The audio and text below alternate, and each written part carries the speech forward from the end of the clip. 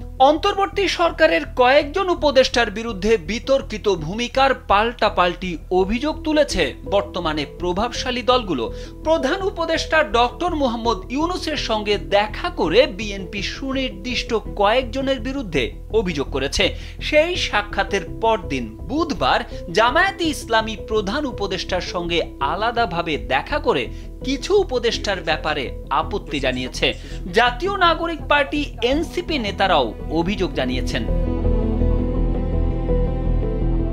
বিতর্কিত উপদেষ্টারা কারা, কেন দলগুলো এমন অভিযোগ তুলছে? স্যান্ডেলিনা সো, রূপচর্চায় আভিজাত্য। এসব প্রশ্ন এখন আলোচনার কেন্দ্রে রয়েছে। বিএনপি, জামাত ও এনসিপির নেতারা অনেক দিন ধরে কিছু উপদেষ্টার বিরুদ্ধে পক্ষপাতিত্বের অভিযোগ তুলে আসছেন।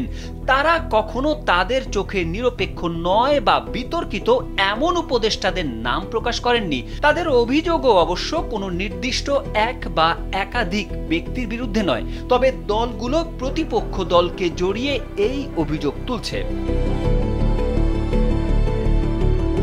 বিএনপির অভিযোগ, কিছু উপদেষ্টা একটি বিশেষ দলের পক্ষে কাজ করছে। বিশেষ দল বলতে তারা জামায়াতের দিকে ইঙ্গিত করছে। জামায়াতও একইভাবে বিএনপিকে ইঙ্গিত করে অভিযোগ করে আসছে।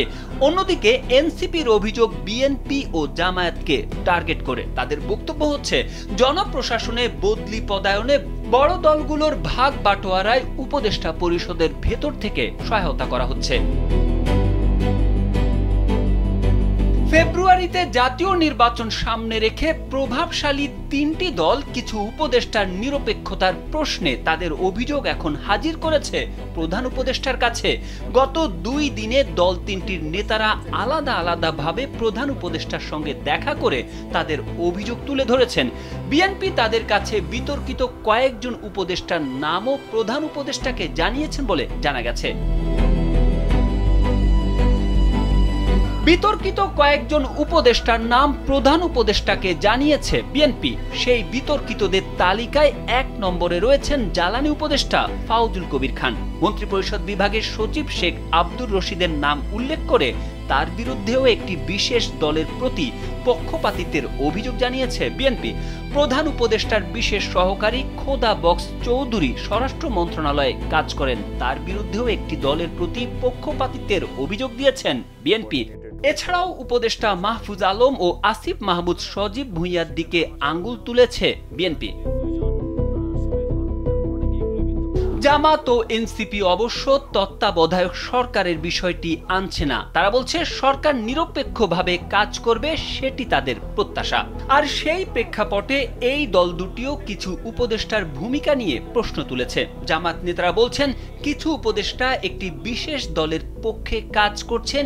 এই বিশেষ দল বলতে তাদের টার্গেট বিএনপি। বুধবার প্রধান উপদেষ্টার সঙ্গে বৈঠকের পর এনসিপির আহ্বায়ক নাহিদ ইসলাম সাংবাদিকদের বলেছিলেন, জনপ্রশাসনে বদলি পদায়নে বড় দলগুলোর ভাগ বাটোয়ারায় উপদেষ্টা পরিষদের ভেতর থেকে সহায়তা করা হচ্ছে।